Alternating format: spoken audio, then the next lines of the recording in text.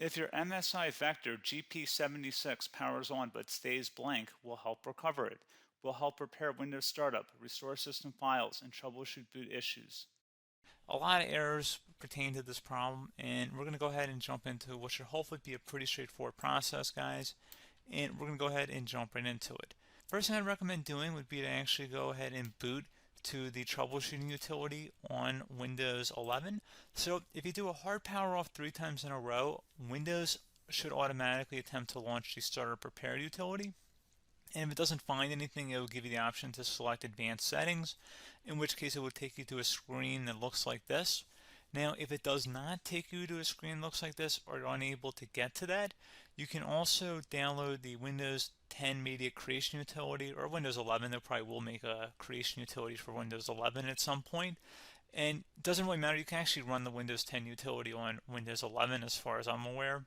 And you should be able to run the troubleshooting utilities built in within it. So you just would go ahead and download it to an ISO file and then burn it to a DVD or USB. It'd have to be about 4 gigabytes or more. It couldn't be a small USB flash drive, and it couldn't be a CD. It'd have to be a DVD.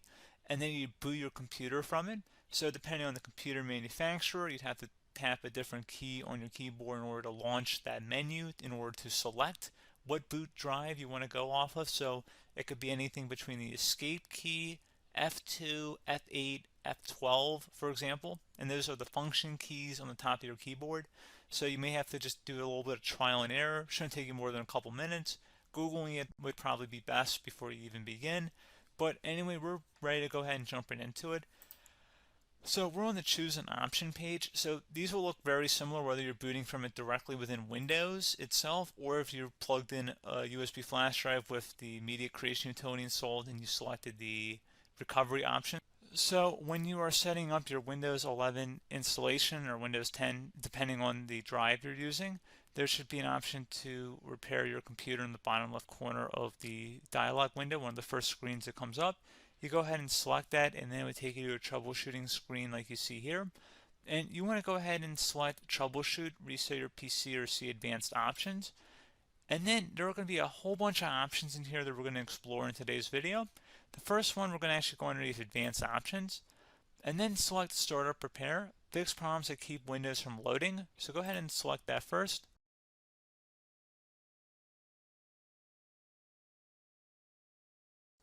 Okay, so you can see it could now repair our PC. That was our first option we could try. Something else, if we go back into advanced options here and then select troubleshoot, we're going to go underneath advanced options again. You can go ahead and actually access safe mode by selecting startup settings. And then if you select the restart button, you have the option on the screen select safe mode with networking, which will give you a key on the screen. It'll tell you which key to press to enter that. I believe it's the F7 key. It'll do that for you. I'm not going to go over that in today's tutorial because I don't really want to go into safe mode, but you're more than welcome to attempt that by going into here and then selecting restart. Again, it'll launch another screen. It'll say what key do you want to press, and it'll give you like 7 or 8 different options, and you want to select safe mode with networking. There's also an option for a command prompt too, but that's going to be something we're going to cover later in this video, and we don't even have to go through that in order to access it. So that's why I'm not going to really push for that, because unless you know exactly what's causing the problem, you probably don't need to go into safe mode. Unless you're trying to recover files, in which case then you definitely can go into safe mode, but we're trying to actually recover our computer here. So I hope that makes sense. Something else we can also try here as well would be to uninstall updates, remove recently installed quality or feature updates from Windows. So if you go ahead and select that, you can uninstall the latest quality updates, which generally is the more day-to-day updates. Feature updates are the less regularly released ones, like the big ones. I would equate it to service packs in like Windows 7 and Windows Vista and Windows XP. So larger updates that occur once or twice a year at most. And the quality updates are more just a regular update. So probably obviously depend, it'll take longer if you're going to try and uninstall the latest feature update versus quality update. And maybe you don't need to go back that far. So just giving you guys a couple pointers with that.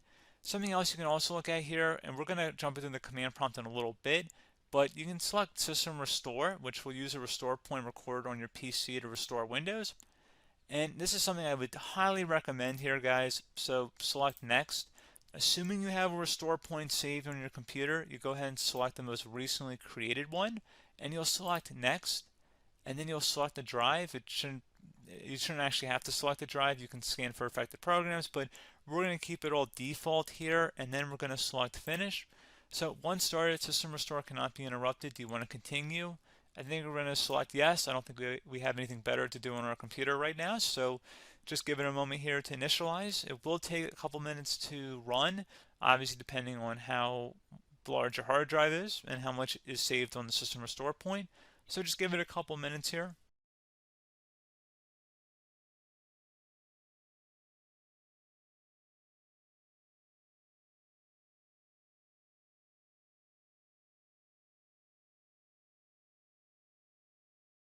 System has been restored successfully. We're going to go over a couple different methods in addition to that if that did not work. So I'm just going to pause the video and we're going to start back up back on the recovery screen that we started with. Okay, so a couple other things we can try here too. If you go back into troubleshoot, you can select reset your PC, let you choose to keep or remove your personal files and then reinstalls Windows. You can select to keep my files, which will remove apps and settings but keeps your personal files. You can also select remove everything, which will remove all of your personal files, apps, and settings. So this is more of a factory reset, the second option here. First option, it should not delete all of your personal files. However, it will pretty much clear most of your programs, and keep in mind, there's no guarantee that your information, number one, is even still available and easily recoverable on your computer to the point that you actually would be able to recover anything. And the second point is that there's always a chance that it won't actually recover and it will just do a factory reset anyway. So there's no guarantee that actually would keep your files anyway. So I would recommend trying to get a recovery tool and backing that up first before selecting it anyway. But again, those are a couple different options. And then something else you can try here if you go back to the choose an option. Another option, if you go underneath choose an option and select troubleshoot, advanced options, and now select where it says command prompt.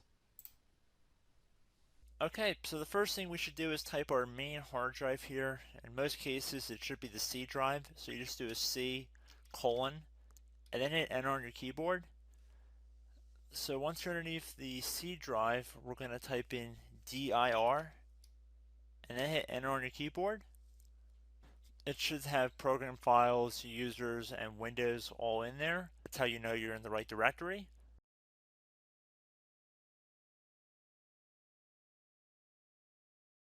In some cases, it might be the D drive as well, so just keep that in mind.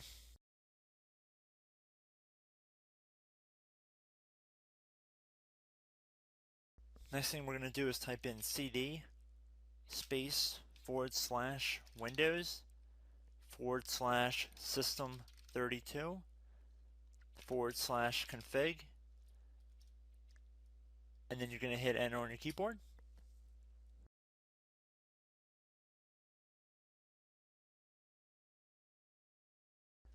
So now you're going to type md space backup.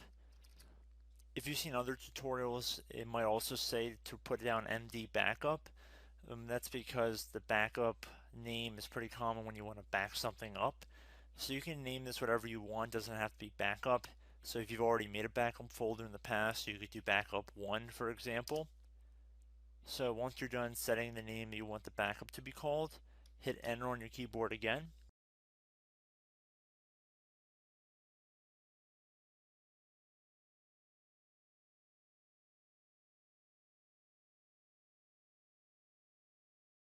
At this point you want to type copy, C-O-P-Y, space, then you want to do the star symbol above the 8 key, then do a period or a dot, whatever you want to call it, then another star sign, and then another space, and then type backup, and then hit enter on your keyboard.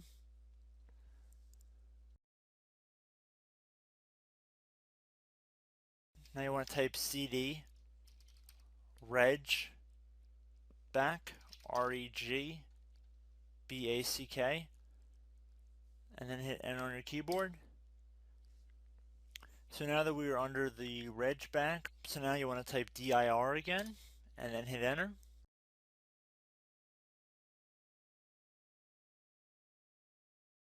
So now at this point we're going to type copy again. So copy, space, star sign,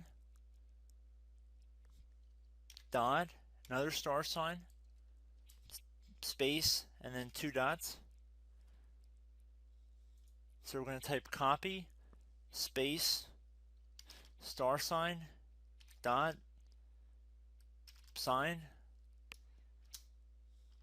star sign,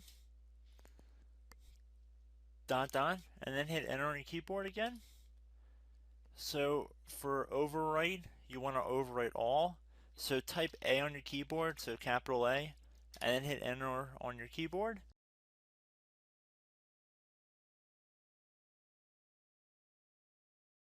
So at this point, you should be good to go. You can close out of the command prompt window, and if you accidentally continue to Windows 10, you should be all set.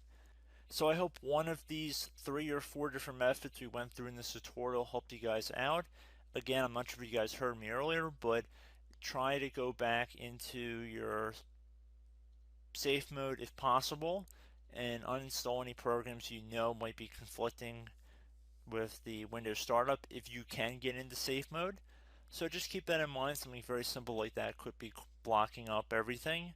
So again, I hope this tutorial helped you guys out, and I will catch you in the next tutorial. Goodbye.